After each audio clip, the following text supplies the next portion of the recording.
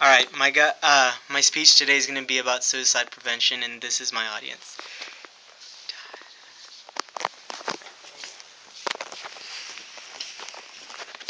All right, so this is my PowerPoint for today, and I'm going to kind of just go through about what kind of happens on a daily basis.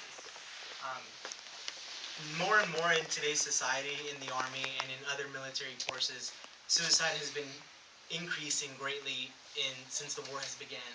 Um, Since the beginning of the invasion of Afghanistan until last summer, the U.S. military has lost 761 personnel in combat, but they have lost, in addition, 817 due to just in suicide attempts and or actual suicides. So that's a greater number, obviously, and that's something that we kind of need to stop in today's society. Um, with the mental stress from home and from work, we don't soldiers aren't able to cope as good as they used to be, or something is changing as the generations go on, that soldiers aren't able to focus and choose to opt out to take suicide versus getting help in other ways. Um, this again is just reiterating the statement that I just said about the numbers lost versus the numbers we've lost in combat. Um, Initially, when I had first joined the Army, I thought that I was just gonna come in and I was gonna deploy, and then I was gonna help people out that way. I didn't know that in coming here, I would have actually been stationed at a clinic, and someone that I actually really knew very dearly to me decided to commit suicide.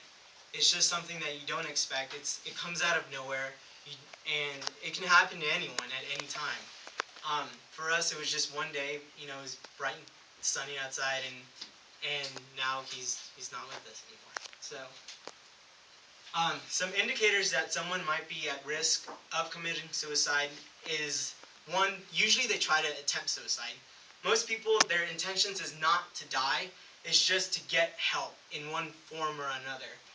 They tend to have mood swings. They tend to change their families, or families and friends. They just want to distance themselves as much as possible. Um, but usually most people don't, what they don't see is that people are always there. People are always watching you. Whether you may not know it, there is someone watching you, wanting to be like you. I mean, especially in the Army, as you rank up, people will look at you, whether, an E6 looking at an E4 saying, hey, look, this guy's a great worker, or an E2 looking up at an E4 saying, hey, when, when I get to his rank, I'd like to be like him a little bit. Um, Usually when people try to commit suicide, they try to get the house in order one form or another. They will start doing insurance. They will start making sure that their kids are okay, their wives or spouses are okay. Usually they do that just because they want everything to be fine when they leave. But the best way to do that is by not leaving in the first place. Um, they usually change their appearance. They start looking scruffier. They grow out their hair. They just don't care anymore. They have just the entire perspective in life, it changes. A famous quote that I had found was that, let me see, um, I'm the only girl that nobody knows until she commits suicide, and then everybody had a class with her. It's true. Um, Most people don't really care, don't notice it, but we need to start noticing these things, such as mood swings and other indicators that someone is changing, maybe for the better, maybe for the worse. You need to be able to understand this because, yeah, you might talk highly about that person now, but why not do it to their face versus to their mother who's grieving for them? Um, Major General Dana Pittard, commander of the 1st Armored Infantry Division, uh, said that um, I'm personally fed up with soldiers who are choosing to take their own lives so that others can clean up their mess. Be an adult, act like an adult, and deal with your real-life problems, like the rest of us. It's true in what the general says. I mean, you do need to be an adult. Everyone has problems in today's society.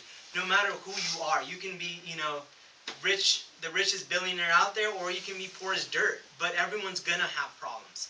So that, in saying that, I think he means to say that you need to just ask for help if you need it. There's no shame in asking for help.